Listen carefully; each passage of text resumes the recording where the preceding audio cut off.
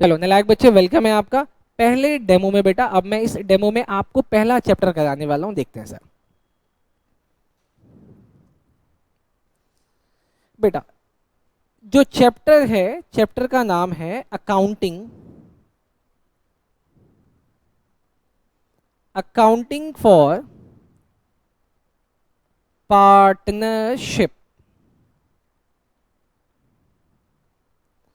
Accounting for partnership sir. आपके exam में कितने मार्क्स का है दोस्त? मैक्सिमम मार्क्स जो आपके एग्जाम में आ सकता है सर, वो 38 मार्क्स का आ सकता है मैक्सिमम। कुछ कुछ पेपर में तो 40 मार्क्स तक चला गया। लेकिन जो मिनिमम है कि सर इससे तो कम हो ही नहीं सकता, वो कितना है दोस्त? 36 मार्क्स का आपके एग्जाम में आएगा ही आएगा। तो सर इसका मतलब अब तो ये बहुत जरूरी चैप्टर हो गया। आउट ऑफ 80 बता रहा हूं मैं, आउट ऑफ 100 भी नहीं बता रहा मैं, आउट ऑफ 80 मार्क्स बता रहा हूं। आउट ऑफ 80 में ये 36 मार्क्स का चैप्टर है। Done sir. सर इसके अंदर के कंटेंट क्या क्या है जो मुझे पढ़ना पड़ेगा इस वाले चैप्टर में? बेटा कंटेंट नंबर 1 है जिसका नाम है fundamental. Fundamental of partnership. Fundamental of partnership का मतलब क्या होता है कि सर आखिर पार्टनरशिप का मीनिंग क्या है? सर ये लोग अकाउंट कैसे बनाते हैं, बस इतनी सी बात वो आपको बताता है। सर इसके बाद जो चैप्टर 2 है, चैप्टर 2 आपसे कहता है कि सर गुडविल क्या होता है। ये पार्टनरशिप से रिलेटेड है, मैं आपको गुडविल बताता हूं। गुडविल क्या होता है? ओए दोस्त, गुडविल क्या होता है? उत्तेरी के, तुझे इतना डिफिकल्ट टर्म कैसे याद है दोस्त? कहीं पढ़ा है क्या गुडविल? 11th में गुडविल था? अरे 11th में गुडविल था? मुझे तो नहीं पता यार। गुडविल का मतलब होता है रेपुटेशन, लेकिन यहां पे क्या है, गुडविल के लिए आपको मिलते हैं पैसे। जैसे समझो ऐसे दो लोग हैं, एक और दो, ये लोग बहुत साल से बिजनेस चलाने की कोशिश कर रहे थे और ये बिजनेस का 10th ईयर है और बिजनेस चल पड़ा। अब कस्टमर ऐसे ही आ जाते हैं, एक्स्ट्रा पैसा भी पे कर देते हैं। एक थर्ड पार्टनर है जो इनको ज्वाइन करना चाहता है। वो इनको ज्वाइन करना चाहता है। वो उससे कहता है कि सुनो, आपने जब बिजनेस ज्वाइन किया था तो आपने डाले थे 1 लाख, आपने भी डाले थे 1 लाख, आप मुझे अपना पार्टनर बना लो, मैं भी देने को रेडी हूं 1 लाख। लेकिन पता है ये दोनों क्या कहते हैं? कहते हैं कि ठीक है, हम आपको ज्वाइन तो करा लेंगे, लेकिन आपको हमें इस कैपिटल के साथ 5 लाख रुपए एडिशनल पे करना पड़ेगा गुडविल का। वो कहता है ऐसा क्या मतलब है गुडविल का? कहता है देखो, हमने ना 10 साल मेहनत करके आज इस शॉप को इस रेपुटेशन पे पहुंचा दिया है कि कोई भी कस्टमर आंख बंद करके आ जाता है, सामान ले लेता है, पैसे देके चला जाता है। भाई तुम तो अब आए हो, तुमको इसका बेनिफिट मिलेगा, तो उस बेनिफिट को अवेल करने के लिए तुमको एडिशनली मेरे को 5 लाख रुपए देना पड़ेगा। अब ये 5 लाख मिलेगा किसको? बिजनेस को मिलेगा या इन दोनों पार्टनर को मिलेगा? इन दोनों पार्टनर को मिलेगा, बिजनेस को नहीं मिलेगा सर। चलो सर, थर्ड है, थर्ड टॉपिक है जिसका नाम है change in profit sharing ratio. Sir ये समझा दो कैसे। देखो जब नया नया बिजनेस बना था ना, तो इनका रेशियो था 1:1:1। मतलब अगर इनको 3000 करोड़ का प्रॉफिट होता था तो तीनों पार्टनर 1000 1000 1000 डिस्ट्रीब्यूट करते थे। लेकिन अभी इन्होंने बोला कि हम ना रेशियो चेंज करके 3:2:1 करने वाले।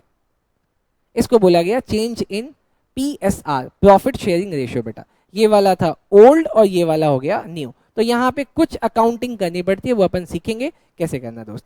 उसके बाद फोर्थ है, फोर्थ टॉपिक का नाम है बेटा एडमिशन ऑफ पार्टनर। कोई जब नया पार्टनर आएगा तो हमें क्या करना है बेटा? नेक्स्ट टॉपिक है बेटा retirement and death of partner. ओहो सर, डेथ भी कराओगे? हाँ बेटा, 2 मिनट का मौन भी कराऊंगा। And the last topic is dissolution. अपने को इतनी सारी चीजें पढ़नी है लेकिन लग रही है बड़ी, इतना बड़ा नहीं है। अब मैं आपको ये भी बताता हूं दोस्त, अब आप ऐसे समझना, आपके एग्जाम में इस चैप्टर से कंफर्म क्वेश्चन आएगा। कंफर्म। सर कितने मार्क्स का? 8 मार्क्स का कंफर्म क्वेश्चन। आई सी सर। उसके बाद ये 2 टॉपिक है, गुडविल और चेंज इन पीएसआर। आपका एग्जाम में इन दोनों में से कोई एक क्वेश्चन आएगा सर, कितने मार्क्स का? कंफर्म 8 मार्क्स का। पिछले 5 से 6 सालों तक कंटिन्यू गुडविल से कोई क्वेश्चन नहीं आया, और लास्ट 2 ईयर से कंटिन्यू गुडविल का क्वेश्चन आ रहा है।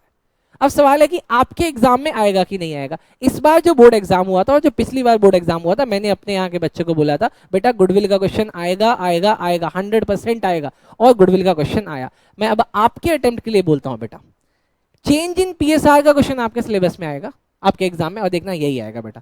आगे देखते सर। इसके बाद 2 टॉपिक है बेटा, एडमिशन और रिटायरमेंट। इन दोनों में से आपके एग्जाम में ऑप्शन आता है, या तो आप एडमिशन का क्वेश्चन करो, या तो आप रिटायरमेंट या डेथ का क्वेश्चन करो। ये भी कितने मार्क्स का? 8 मार्क्स का। डन। लेकिन सर ये जो डिसोल्यूशन है, डिसोल्यूशन सर ये आपके एग्जाम में कंफर्म आएगा सर, कंफर्म। डन। चलो सर, ये मैंने आपको पूरा का पूरा बता दिया, लेकिन इसका जरा टोटल लगाना। 8 4 जा कितना हुआ दोस्त? 32। और आपके एग्जाम में आने कितने वाला है? 38। एमसीक्यू को मैंने यहाँ पे इंक्लूड नहीं किया है बेटा। डन। चलो सर, अब आगे चलते हैं सर, मुझे ये समझ में आ गया, पक्का पक्का समझ में आ गया। चलो सर, अब मैं इसका पहला चैप्टर जो है फंडामेंटल ऑफ पार्टनरशिप, वो आपके साथ शुरू करूँ। आप जल्दी से इसको नोट करो बेटा, जल्दी से नोट करो।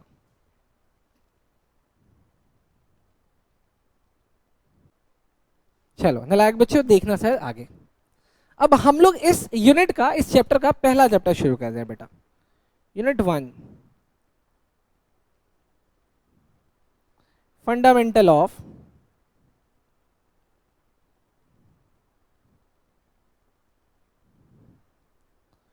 पार्टनरशिप।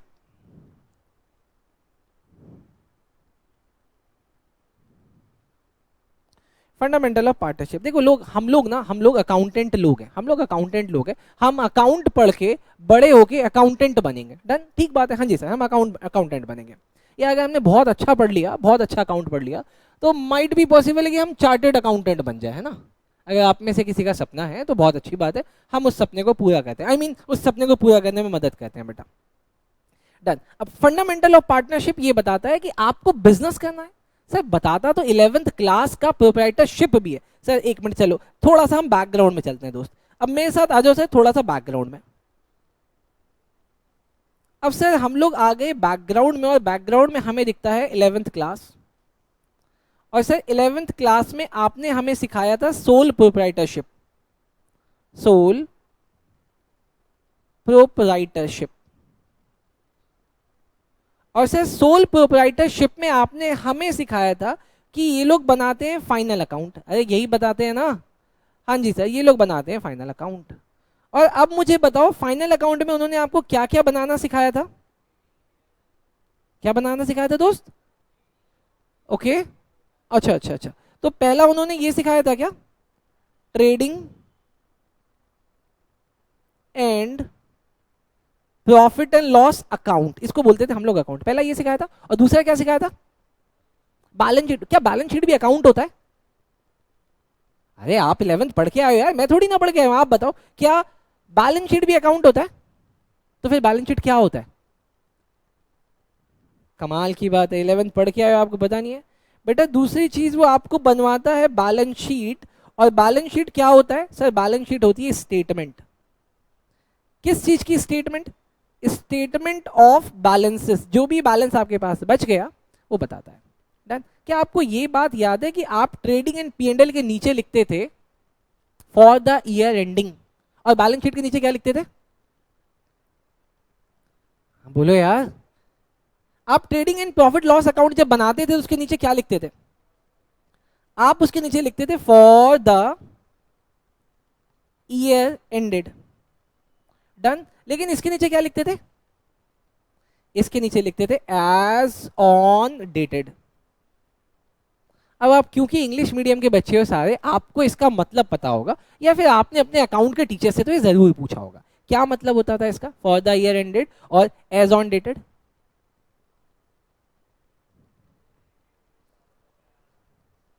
मतलब आप मुझे ये बताना चाहते हो कि इस बैलेंस शीट की जो लाइफ होती है, लाइफ होती थी 1 डे,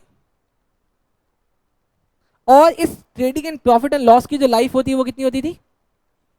1 ईयर। ओके सर, इसीलिए एक के ऊपर हम लोग एज ऑन लिखते थे और एक के ऊपर बैलेंस शीट लिखते थे। देखो 11th क्लास में आपका मार्क्स कटा या नहीं कटा मुझे नहीं पता, लेकिन 12th क्लास में आपको बारीकियों के मार्क्स मिलेंगे और कटेंगे भी। ठीक सर, क्या सर मैं आपको 11th नहीं पढ़ा रहा, मैंने आपको बैकग्राउंड दिखा दिया। सवाल है कि जो मैं आपको पढ़ाने वाला हूँ वो आपसे क्या बनवाना चाहता है। बेटा देखना वो आपसे क्या बनवाना चाहता है। वो कहता है कि बिजनेस तो बिजनेस होता है। अब क्योंकि आप 12th क्लास में हो और 12th क्लास में आपको सोल प्रोप्राइटर की जगह किसकी बुक्स बनाने हैं? आपको बनाने पार्टनरशिप की बुक। आपको बनाना है पार्टनरशिप की बुक, और सिर्फ पार्टनरशिप की बुक के लिए भी आप बनाओगे फाइनल अकाउंट। हाँ जी सर बनाएंगे फाइनल अकाउंट। वेरी गुड बेटा, बहुत अच्छे बनोगे फिर आप। अब जब आप यहां पे फाइनल अकाउंट बनाओगे तो वो आपसे क्या क्या बनवाना चाहता है मैं बताता हूं, देखना सर। क्या आप यहां पे भी trading and profit loss account बनता है या नहीं बनेगा, बस मुझे ये बता देना। Trading and profit and loss account बेटा बनता तो है, बट 12th क्लास में एप्लीकेबल नहीं है। 12th क्लास कहता है आप मुझे मत बनाओ। लेकिन सर आपने बोला था यहां पे एक और चीज बनती है, बैलेंस शीट। हाँ बैलेंस शीट बनती है, बैलेंस शीट। ध्यान से समझना सर, यहां पे आपने बनाई थी 2 चीजें, ट्रेडिंग एंड P&L। लेकिन बेटा 12th क्लास की अब 3 चीजें बनती हैं बेटा। वो दूसरी चीज जो बीच में आ गई उसका क्या नाम है, उसका नाम बताता हूं बेटा, जो वो आपसे बनवाना चाहता है। तो ये हो गया 3 नंबर बेटा। यहां पे वो आपसे बनवाना चाहता है profit and loss appropriation account. Appropriation account, और एग्जाम में यही बेटा 8 मार्क्स का आता है। ओ तरीके, साथ में वो आपको कहेगा कि एक चीज और बना दो, क्या? Partners capital account. मतलब सर नहीं समझा, मैं आपको मतलब समझाता हूं। देखो 12th क्लास आपसे कहता है, 12th क्लास आपसे कह रहा है कि आप उनको ये बना के दोगे। अब वो आपको ये पढ़वाना चाहता है, ये। उसने कहा कि मुझे अब आपसे ये नहीं चाहिए। अब आपने 11th क्लास में सीख लिया होगा, हमें यहाँ पे आपसे नहीं चाहिए। बट कुछ क्वेश्चंस के अंदर सबके अंदर नहीं बोला, कुछ क्वेश्चंस के अंदर वो आपसे बैलेंस शीट की भी डिमांड करता है। कुछ क्वेश्चंस के अंदर, अब मैं कुछ क्वेश्चंस को परसेंटेज में नाप देता हूं। जैसे वो आपको ये बनाने के लिए बोलेगा जिसके चांसेस 80% से लेके 100% है। या अगर मैं आपको सीधा सीधा फ्लैट बोलूं तो आपके एग्जाम में ये 100% है कि इसका क्वेश्चन आता ही आता है, आएगा ही आएगा सर, मतलब इसमें कोई वो दो राय नहीं है। लेकिन सर बैलेंस शीट का क्वेश्चन आपके एग्जाम में आए, इसकी प्रोबेबिलिटी सिर्फ 20%। सर आप ये परसेंटेज कैसे निकाल देते हो? मैं ऐसे निकाल देता हूं बेटा। मैंने ना पिछले 10 साल के क्वेश्चन पेपर उठा के देखे, और पिछले 10 साल के क्वेश्चन पेपर में सिर्फ 2 पेपर में आया हुआ है, तो इसलिए मैंने बोला 20%। डन। और 10 के 10 क्वेश्चन पेपर में ये आया हुआ है, एक में नहीं आया था, इसलिए मैंने हटा दिया। डन। बोलो बात समझ में आई? अगर बात समझ में आई तो जल्दी से अब इसको नोट करो, जल्दी से नोट करो।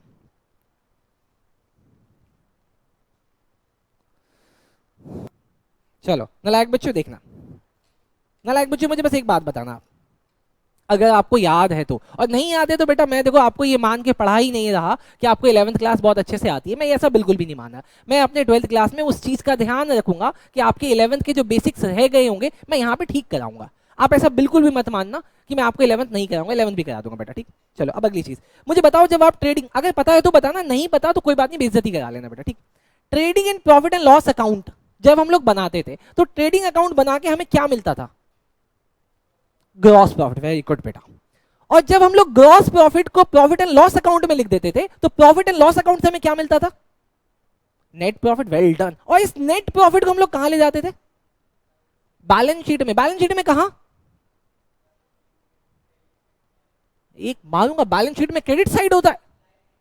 हाँ बैलेंस शीट में हम लोग, इसका मतलब सर सीधा सीधा अगर आप मुझसे पूछना चाहते हो तो आप ये बोल रहे हो कि यहां से निकाल के नेट प्रॉफिट, ध्यान से देखते रहना दोस्त, यहां से निकाल के सर आप नेट प्रॉफिट को यहां ले जाते थे, यही करते थे ना? हाँ जी सर। एक्सक्यूज मी यार, एक कॉल है।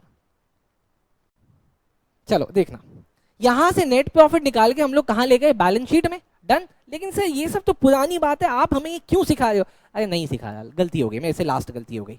अब देखो सर, सर यहाँ पे भी तो है trading profit and loss account, यहां से जो नेट प्रॉफिट निकलेगा वो कहां जाएगा, वो कहां जाएगा, वो जाएगा profit and loss appropriation account में। इसको डिटेल में समझाने के लिए मैं देखो आपको ये करवा रहा हूं बेटा, trading and profit and loss account sir बनाने के बाद यहां से निकलता है नेट प्रॉफिट, है ना, हाँ जी सर, नेट प्रॉफिट यहां से निकलता है, ग्रॉस के बाद नेट प्रॉफिट। लेकिन एक मिनट सर, आपने अभी ये बोला कि हमारे सिलेबस में ट्रेडिंग और प्रॉफिट एंड लॉस अकाउंट तो है ही नहीं। हाँ बेटा लो, मैं अभी भी बोल रहा हूं, लो मैंने इसको काट दिया, ये हमारे सिलेबस में है ही नहीं। तो सर फिर नेट प्रॉफिट कहां से आएगा बेटा, क्वेश्चन आपको वो गिवन देगा, वो आपको देगा नेट प्रॉफिट पहले से निकाल के, आपको इस नेट प्रॉफिट को लेके कहां जाना है बेटा, मुझे इस नेट प्रॉफिट को लेके जाना है profit and loss appropriation account में। ओ तरीके, अच्छा ये समझ में आया सर मुझे, और बेटा ये मुझे बनाना पड़ेगा, ये मुझे बनाना पड़ेगा। सर इसका क्या काम है, देखो प्रोप्राइटर के केस में जो प्रॉफिट होता था, मैं अकेला आदमी, सारा का सारा प्रॉफिट किसका, मेरा।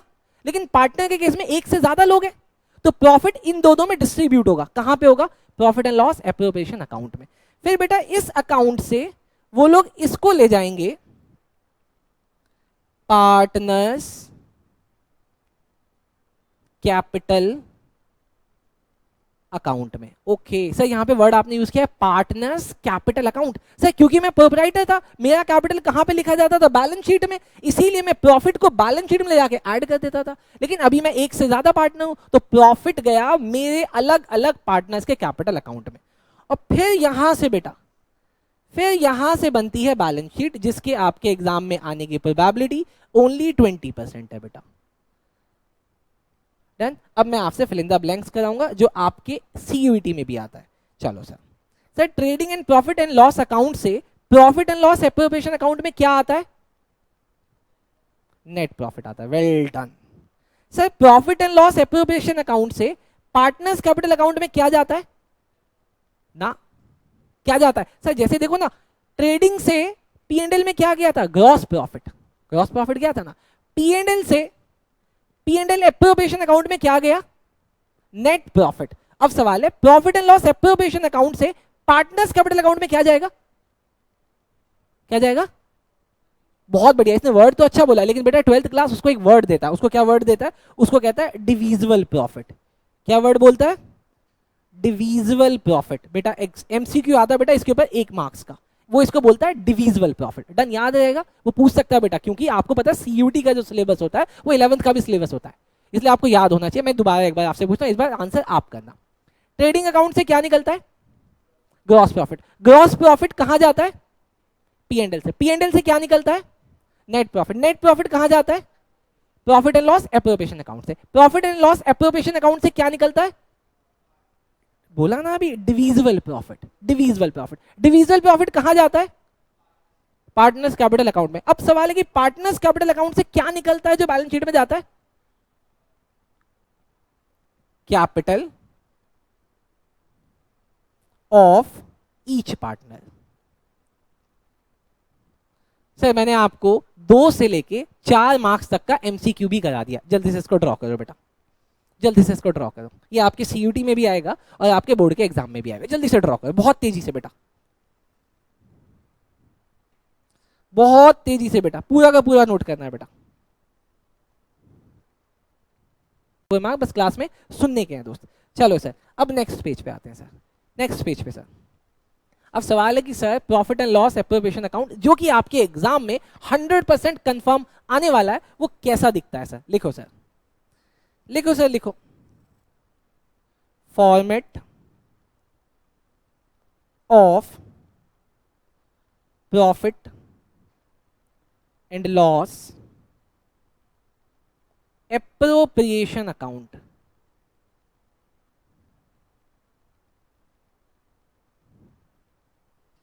और क्योंकि आपको पता है कि बेटा हम लोग कंसेप्ट बेस्ड हैं, आपने हमारी टैगलाइन देखी होगी, हमने लिखा हुआ है P Anand academy a concept builder बेटा।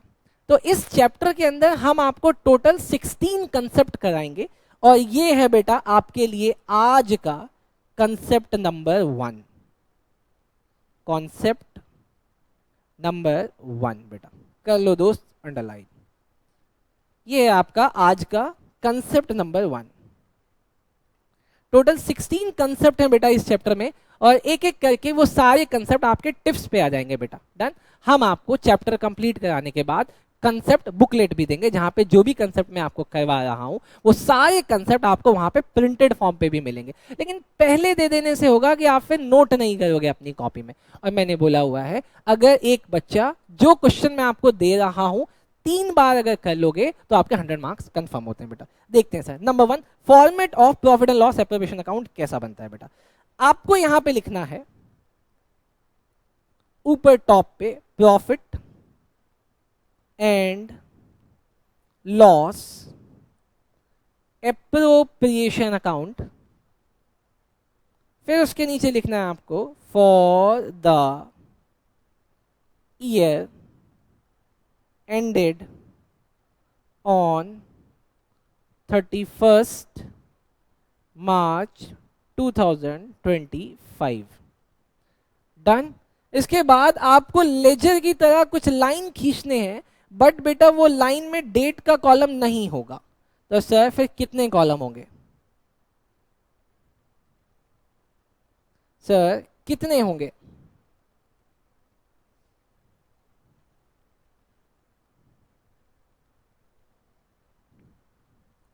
बेटा ये 4 कॉलम होंगे आपके, इसमें डेट का कॉलम नहीं होगा। आपको पहले वाले कॉलम में लिखना है दोस्त पर्टिकुलर। अब अगले वाले कॉलम में आपको डेबिट या क्रेडिट नहीं लिखना होता, ना ही आपको अमाउंट लिखना होता है, क्योंकि आप बोर्ड के बच्चे हो, आपको टाइम सेव करना है, इसीलिए आप यहाँ पे रुपीज लिख दोगे बेटा, और फिर यहाँ पे पर्टिकुलर, और इस साइड भी आपको रुपीस का साइन बनाना है। डन। लेकिन सर डेबिट और क्रेडिट कहीं तो लिखना होगा बेटा। अब से आपको डेबिट यहां लिखना है और क्रेडिट आपको यहां लिखना है बेटा। ये है आपका full fledged concept, I mean format, जो आपको ध्यान रखना है। अब इस फॉर्मेट के पीछे की भी आपको खासियत बता देता हूं बेटा। 11th क्लास का मैं फिर से बोल रहा हूं, मुझे नहीं पता, लेकिन 12th क्लास में अगर आप ये लाइनें खींच के आते हो तो आपको 20% से लेके 30% का मार्क्स मिलता है फॉर्मेट बनाने का बेटा। चलो सर समझ में आया? अब सर समझ में आया तो लिखते हैं बेटा। ओए, जब ट्रेडिंग से ग्रॉस प्रॉफिट आता था उसको कहां लिखते थे? प्रॉफिट एंड लॉस के क्रेडिट साइड। अब जब हम वहां से नेट प्रॉफिट उठा के लाए हैं, जो कि आपको क्वेश्चंस में गिवन होगा, उसको कहां लिखेंगे? Profit and loss appropriation account के क्रेडिट साइड बेटा। यहां पे लिखेंगे बाय नेट प्रॉफिट, और यहां पे लिख देंगे बेटा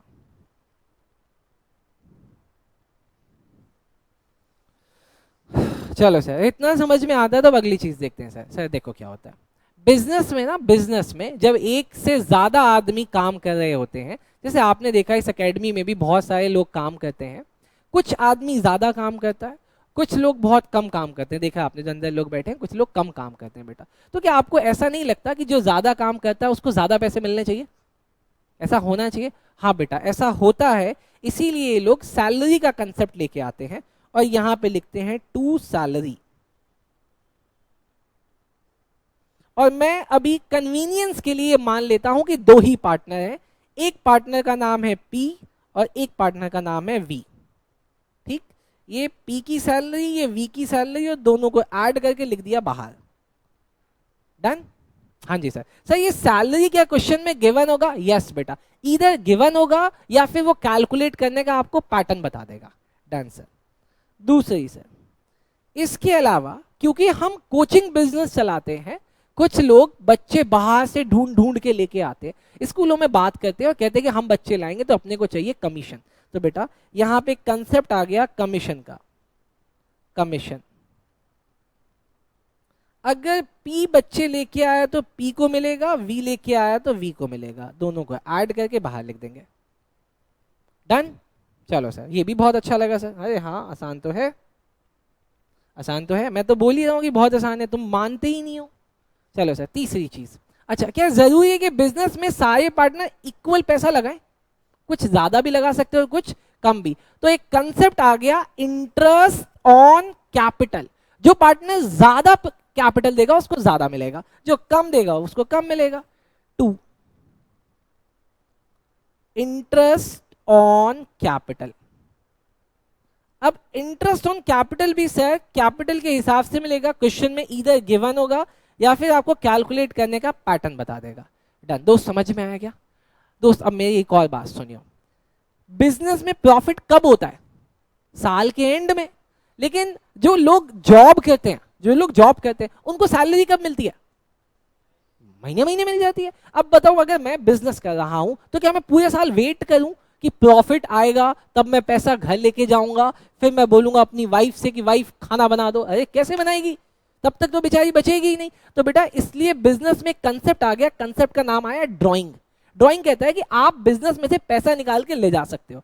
अब देखना बेटा, जब पहली बार ये कंसेप्ट मैंने पढ़ा था तो मैंने अपने बिजनेस में अप्लाई कर दिया। आपको पता है कि हम लोग 2-3 पार्टनर है, तो मैंने देखा एक पार्टनर ने ड्रॉल खोला, कुछ पैसे निकाले लेके जाने लगा। मैंने बोला ये क्या कर रहा है? कहता है ड्राइंग कर रहा हूँ। ड्राइंग तो कहा मैं भी करूंगा। मैंने 2 नोट निकाल लिए, उसने मुझे देख के 3 नोट निकाले, ऐसे कर करके पूरा बिजनेस निकल गया। अब आप मुझे बताओ, मुझे इस चीज को रोकने के लिए क्या करना चाहिए? इंटरेस्ट लगा देते हैं। किसके ऊपर इंटरेस्ट लगा दे? ड्राइंग के ऊपर, कि जो ड्राइंग करेगा वो इंटरेस्ट देगा। अब आप मुझे बताओ, बिजनेस के लिए वो इंटरेस्ट मिलना इनकम है कि एक्सपेंसेस है? इनकम है, इसीलिए वो कौन सी साइड आएगा? Credit side. डन सर, तो यहां पे लिखो बाय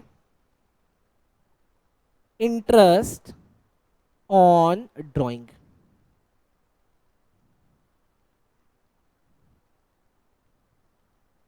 डन सर, पक्का पक्का मुझे समझ में आ गया सर, पक्का सारी बात समझ में आ गई। अब मुझे सब कुछ आ गया सर, अब कुछ मत समझाओ। एक लास्ट चीज और समझ लो दोस्तों। अब मान लेते हैं कि बेटा मैंने इधर का टोटल लगाया, इस साइड का टोटल लगाया बेटा, उस साइड का नहीं, इस साइड का मैंने टोटल लगाया। इस साइड का टोटल आ रहा है 2 लाख रुपीस। करोड़ लिख देते हैं, गरीब लग रहे नहीं तो हम लोग। 2 लाख करोड़ रुपीस आया। डन दोस्त, जब मैंने इन तीनों का टोटल लगाया ना, इसका इसका इसका, तो आ रहा है 1.5 लाख, 1,50,000 रुपए आ रहा है। तो मुझे कितना बचा? अगर 2 लाख में से इन तीनों का ऐड करके 1,50,000 आया तो कितना बचा? 50,000। अब आपके हिसाब से 50,000 का क्या करना चाहिए? आपके हिसाब से मुझे 50,000 का क्या करना चाहिए? वो भी पार्टनर्स में बांट देते हैं भाई, वो तो पार्टनर का ही होता है प्रॉफिट। लेकिन आपको ऐसा नहीं लगता कि अनफोर्सीन सिचुएशन के लिए हम कुछ पैसा सेव कर ले? पता नहीं कल को चल के बिजनेस में क्या हो, तो बेटा कुछ पैसा सेव कर ले, तो वो किसी पार्टनर को मिलता नहीं है, उसको हम लोग बोलते हैं two general reserve. General reserve ये कौन सा पार्ट होता है? जो मैंने सेव कर लिया बेटा, जो पार्ट मैंने सेव कर लिया। मानते हैं 50 लाख में से मैंने 20 लाख सेव कर लिया। अभी भी कितना बचा? कितना बचा? 30। वो पार्टनर्स में डिस्ट्रीब्यूट करते हैं। अब देखो बेटा वो कैसे डिस्ट्रीब्यूट होता है, अब वो चीज आपको सीखनी पड़ेगी बेटा। मैंने यहां पे लिखा 2 प्रॉफिट ट्रांसफर्ड टू, ध्यान से देखते रहना। मैंने लिखा 2 profit transferred to partners capital account. और पार्टनर कौन कौन से हैं दोस्त? पार्टनर एक पी और एक वी। मैंने इन दोनों में ऐड करके ये पैसा बाहर लिख दिया। बोलो बात समझ में आई? अगर बात समझ में आई तो बहुत अच्छी बात है। पक्का? अरे पक्का ना? अगर बात समझ में आ गई तो फिर तो बहुत अच्छी बात है। अब इस पूरे क्वेश्चन में बस आप मुझे ये देख के बता दो कि इसमें डिविजिबल प्रॉफिट कौन है? Divisible interest on capital. क्या बात है, ये लड़का तो बहुत ही ज्यादा इंटेलिजेंट हो गया। शर्म आती है तेरे को? ये क्या है दोस्त? ये क्या है दोस्त? बेटा ये है डिविजिबल प्रॉफिट। आपके एमसीक्यू में ऐसे पूछते हैं कि कौन सा पार्ट डिविजिबल प्रॉफिट है। अब आपको पता होना चाहिए दोस्त।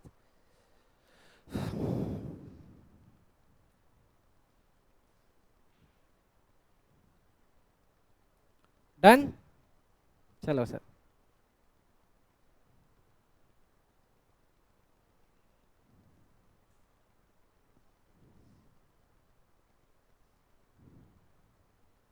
नोट हो गया? अगर नोट हो गया तो थोड़ा सा मेरे साथ आगे चलना दोस्त।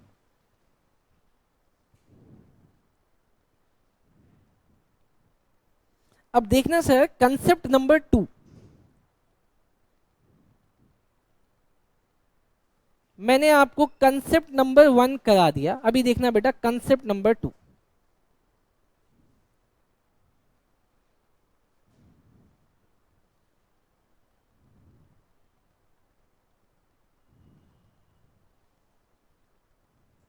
Salary and commission of partner. Salary and commission of partner. ठीक दोस्त, देखना अब एक एक करके समझते जाना। इसमें part A, business started on 1/4/2023, year closes on 31st March 2024। Sir ये तो यूजुअली ऐसा होता भी है, और क्या, मैं तो बोल रहा हूं ऐसा होता ही है। डन दोस्त। अब दो पार्टनर थे, पहला पार्टनर था P. P's salary was ₹5,000 per month.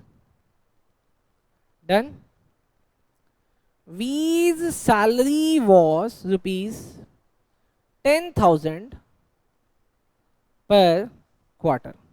बता दो सर किसकी सैलरी कितनी है, बताओ सर। पी को टोटल सैलरी कितनी मिली? हाँ बेटा 104 है वो। मुझे बताओ पी की सैलरी टोटल कितनी आएगी? पी की सैलरी टोटल कितनी आएगी? जल्दी जल्दी बताओ बेटा, मजाक नहीं। 60,000। सर ये कैसे आया? सर मुझे इस 5,000 को 12 से मल्टीप्लाई करना था, तो आंसर आ जाएगा 60,000। अच्छा मुझे बताओ सर वी की सैलरी कितनी आएगी? वी की सैलरी कितनी? अरे बोलो यार, वी की सैलरी कितनी? 40,000। Very good madam. 10,000 मल्टीप्लाई 4 कितना आ गया दोस्त? सर ये आ गया 40,000, क्योंकि साल में 4 ही क्वार्टर होते हैं। अब सवाल है क्या क्वेश्चन, क्या आपका क्वेश्चन इससे ज्यादा पूछा है आपके एग्जाम में? मेरा कहने का मतलब है कंसेप्ट 1 में जो मैंने आपको यहाँ पे सैलरी लिखवाई है, यहाँ पे आपको पी के बगल में लिखना है 60,000 और वी के बगल में लिखना है 40,000। 60 + 40 बाहर आ जाएगा 1 लाख। सर ये मैंने आपको कंसेप्ट 2 में सिखा दिया, लेकिन एग्जाम कुछ और भी आपसे कहता है, जरा देखो वो क्या कहता है। वो कई बार वन टाइम सैलरी कहता है, ऐसे लिख देता है Ps salary was ₹1 lakh and V's salary was ₹80,000। बताओ सर यहां पे आंसर कितना आएगा? पी की सैलरी कितनी मानी जाएगी?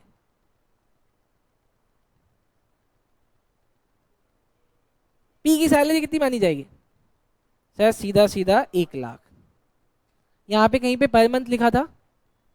नहीं लिखा था, तो जहां पर मंथ नहीं लिखा उसको अपने 12 से मल्टीप्लाई नहीं करना। वी की सैलरी कितनी? 80,000 बेटा। डन। बस वो आपसे इतना पूछ सकता है। एक और छोटी सी चीज जिससे वो आपको परेशान कर सकता है, वो चीज और देख लो बेटा। सी पार्ट बेटा, business started on 1st October 2024 ended on 31st March 2025. P's salary was 5,000 per month. V's salary was 10,000 per quarter. अब मुझे आप जल्दी से बता दो कि पी की सैलरी कितनी मानी जाएगी, वी की सैलरी कितनी मानी जाएगी। कि 30,000 कैसे आया मैडम? 6 से मल्टीप्लाई होगा, क्योंकि आपका ईयर कभी शुरू हुआ, आपका ईयर शुरू हुआ 1/10/2024 को। बोर्ड के अंदर ये क्वेश्चन आ चुका है बेटा। डन। तो यहाँ पे कैसे निकालेंगे? 5000 मल्टीप्लाई 6, और ये कैसे निकलेगा सर? सर ये निकलेगा, हाँ आप मुझे बताओ इस 10,000 को किससे मल्टीप्लाई करेंगे? हाफ ईयर में कितने क्वार्टर होते हैं? 2 क्वार्टर होते हैं सर, तो ये 2 से मल्टीप्लाई होगा दोस्त। तो सर हाँ, एक साल में 4 होते हैं ना दोस्त। बिजनेस कभी शुरू हुआ? 1/10 को हुआ, 1/10 से लेकर 31 मार्च तक कितना महीना हुआ? 6 महीना। तो 6 महीने में तो 2 ही क्वार्टर हुए। तो सर ये आ गया, पहला वाला आ गया 30,000, और सर ये आ गया 20,000। बोलो सर समझ में आया? हाँ जी सर, अगर एग्जाम में क्वेश्चन आएगा सैलरी से रिलेटेड आएगा तो मैं तो इसका आंसर कर दूंगा, मुझे कोई दिक्कत नहीं होने वाली। डन। चलो सर ये नोट कर लिया आप लोगों ने? चलो सर, अब आपके पास 3 मिनट है, 3 मिनट इस क्वेश्चन को अगले 3 मिनट में करके मुझे जल्दी से दिखा दो। जिस किसी बच्चे का हो गया वो मुझे जल्दी से दिखाए। ये क्वेश्चन है आपके पास, आई होप आप ऐसे ही कर रहे होगे, ये फॉर्मेट बनाया होगा आपने दोनों तरफ का, और मैं सिखाते हैं अभी। आओ, आपको यहाँ पे लिखना है by net profit. I hope आप में से सब बच्चे ने लिखा होगा। और सीबीएसई के अंदर बेटा स्टेप मार्किंग होती है। स्टेप मार्किंग का मतलब बताता हूँ। जैसे यहाँ पे आ रहा है नेट प्रॉफिट, और अगर आपने अपने सोल्यूशन में यहाँ पे नेट प्रॉफिट में यहाँ 10 लाख रुपए लिख दिए तो बेटा बोर्ड आपको इसका आधा मार्क्स दे देगा। अरे वाह सर, ये तो बहुत अच्छी बात है। डन सर, फिर उसके पीछे जाते हैं सर। उसके बाद क्या sir? Salary, interest on capital, commission और इंटरेस्ट ऑन ड्राइंग है सर। ये सारी चीजें आपको लिखनी पड़ेंगी। कैसे कैसे? ऐसे बेटा, यहां पे आपको लिखना होगा सैलरी पी और वी का, फिर आपको लिखना पड़ेगा कमीशन पी और वी का, फिर आपको लिखना पड़ेगा इंटरेस्ट ऑन कैपिटल, किसका किसका दोस्त? पी का वी का। सर उसके बाद इंटरेस्ट ऑन ड्राइंग है भैया, वो यहां लिखना पड़ेगा इंटरेस्ट ऑन ड्राइंग। कहां कहां? पी और वी का। इसके अलावा भी कुछ था? हाँ जी सर, जनरल रिजर्व था 40 का, तो आपको वो जनरल रिजर्व यहां लिखना है दोस्त, टू जनरल रिजर्व। अब हम इनका अमाउंट लिख देते सर, ये आ रहा था 40,000। वेरी गुड दोस्त। देखो सैलरी कितनी थी सर? सैलरी 10,000 पर मंथ है, तो पूरे साल का कितना हो गया? 120। तो बेटा यहाँ पे हो गया 120। और उनका कितना था वी का? सर वी का था 5,000 पर क्वार्टर, तो वो कितना आएगा सर? नहीं 5,000 पर क्वार्टर का मतलब कितना हो गया? अरे 5,000 पर क्वार्टर का मतलब कितना हो गया बताओ? 20,000 आएगा सर, ये गलत हुआ। तो यहाँ पे आपको लिखना है 20,000। 20,000 इन दोनों का टोटल कितना दोस्त? 1,40,000 आपने बाहर लिख दिया बेटा। अच्छा, उसके बाद कमीशन देखो कितना है सर? सर कमीशन है 30 और 50। सर मैंने यहाँ पे लिखा 30। आई होप आपने भी ऐसे लिखा होगा बेटा, मैच करते रहना 30-50। जिसने नहीं लिखा है बेटा वो सीखते रहना, पहली क्लास है आपकी। सर इंटरेस्ट ऑन कैपिटल कितना है दोस्त? Interest on capital 20-30। सर हमने यहाँ पे लिखा 20 और यहाँ पे लिखा सर 30। कितना आ गया दोस्त ये? सर ये आ गया 50। बहुत बढ़िया। सर इंटरेस्ट ऑन ड्राइंग भी दिया है क्या? हाँ जी सर, इंटरेस्ट ऑन ड्राइंग दिया है 50 और 10,000। यहाँ लिख दो बेटा 50 और 10,000। दोस्त ये आ गया 60,000। डन। अब आपको करना क्या है इसके बाद बेटा? आपको इसके बाद ऐसे कुछ करना है, आपको इनका टोटल लगाना है दोस्त। बताना इसका टोटल कितना आ रहा है? हाँ वो समझाऊंगा दोस्त अभी, ठीक। इनको टोटल करो, कितना आ रहा है? 10,60,000। डन। दोस्त यहाँ का टोटल देखना कितना आ रहा है? सर ये 140, मैं यहाँ पे आपके लिए समझा देता हूँ। 140 प्लस सर 80, उसके बाद दोस्त 50, उसके बाद भाई मेरे 40। बताओ इसका टोटल कितना? अरे आपको आना चाहिए यार, बोर्ड के पेपर में आपको कैलकुलेटर नहीं मिलेगा। बोलो दोस्त जल्दी, कितना? 3,10,000। डन। हाँ जी सर। सर ये आपका टोटल एक्सपेंसेस आ गया। अच्छा, लेकिन आपके पास टोटल प्रॉफिट कितना आया सर? 1060। इस 1060 में से जरा 10 लेस करो तो कितना आता है? 7,50,000 डन। ये 7,50,000 का हमने नाम क्या दिया हुआ है? Divisible profit. डिविजिबल प्रॉफिट, ये डिविजिबल प्रॉफिट बढ़ता कैसे? तो उन्होंने बोला उन दोनों के बीच में 1:1 में डिस्ट्रीब्यूट होगा। तो 7,50,000 को 1:1 में डिस्ट्रीब्यूट करने का मतलब आधा आधा। तो 750 का आधा कितना? 375। तो यहां पे मैं लिखूंगा दोस्त, two profit transferred to partners capital account. और पार्टनर कौन कौन? पी और वी। सर यहां लिखेंगे 375, यहां लिखेंगे 375 और दोनों का टोटल लगा देंगे बाहर, कितना? 7,50,000। बोलो बात समझ में आई? हाँ जी सर, बात समझ में आई। बेटा अगर आपको बोर्ड में फुल मार्क्स चाहिए तो आपको एक चीज का और ध्यान रखना है कि लाइन नीचे से भी बंद होनी चाहिए बेटा। डन। और ऐसा करते ही बेटा आपको ये क्वेश्चन एग्जाम में 6 मार्क्स का आएगा बेटा, आपको 6 आउट ऑफ 6 मिल जाएगा। बोलो बात समझ में आ गई? तो आज की डेमो क्लास यहीं तक थी। मैं आपको इसके अलावा कुछ और बातें जल्दी जल्दी बता देता हूँ ताकि आपको डिसीजन लेने में आसानी हो जाएगी। डिसीजन लेने के लिए सबसे पहले मैं आपको अपने बारे में बता देता हूँ बेटा। बेटा मैं सीए प्रसन्नजीत कुमार हूं।